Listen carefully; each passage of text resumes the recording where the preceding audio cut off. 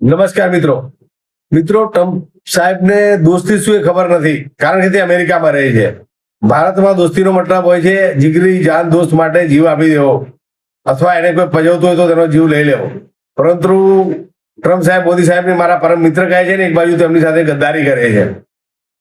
આ અઠવાડિયામાં ચોથી વખત ભારતનું આ ત્રીજું જે ક્રૂ મેમ્બર વાળું જે જહાજ હતું તે અમેરિકાએ તોડી પાડ્યું છે. જે ખાદ્ય અથવા બીજા પદાર્થો લઈને ભારત તરફ આવી રહ્યું હતું તે જહાજ તોડી નાખ્યું છે અમેરિકા વાળાએ, અને તેમાં ભારતના જે ક્રૂ મેમ્બર આવે જહાજના 3 એમના મૃત્યુ થયા છે.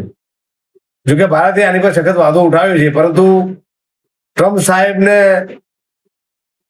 જયારે મોંઘવારી વધે છે ત્યારે મજા આવે છે તેવું ટ્રમ્પ સાહેબે નિવેદન આપ્યું છે. તેમાંથી અમેરિકામાં પણ હોબાળો મચી ગયો છે. તમે વિચાર કરો, જે માણસને મોંઘવારી વધવાથી સામાન્ય માણસ પીડાઈ રહે છે ત્યારે મજા આવતી હોય તે વ્યક્તિ કેટલો ક્રૂર હોઈ શકે છે.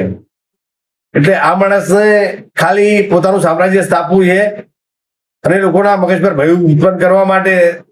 અને બીજું કે જે વસ્તુમાં ફસાયો છે આપણા દેશમાં હોય તો કદાચ ક્યાંની એને ફાંસી થઈ ગઈ હોય. જે એક્સટ્રીમ ફાઇલની વાત ચાલી છે તેમાં ફસાયો છે તે બધું બહાર ના આવે તેને અટકાવી રાખવા આ માણસ આ ખોટા કાવતરા કરી રહ્યો છે. આખી દુનિયાને એને આ જે સમસ્યા છે જે મોંઘવારીની તેમાં ધકેલી દીધી છે. તો મિત્રો, તમે વિચાર કરો, આવા લોકોના એક માનસિક ખરાબ વિચારના કારણે આખી દુનિયા હેરાન થઈ રહી છે, અને આખી દુનિયામાં તેલ, ગેસ, પેટ્રોલ, ડીઝલનો જે પુરવઠો છે તે અટવાઈ રહ્યો છે, પહોંચતો નથી યોગ્યસર. તેના કારણે ભાવ વધારો થયો છે અને મોંઘવારી થઈ ગઈ છે.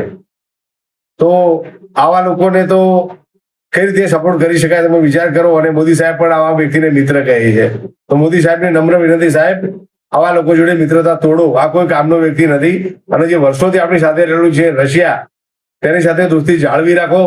ઈરાન સાથે બી જે સંબંધ હતો ભૂતકાળમાં તે જાળવી રાખો, જેથી આપણને મુશ્કેલ સમયે લોકો મદદ કરી શકે.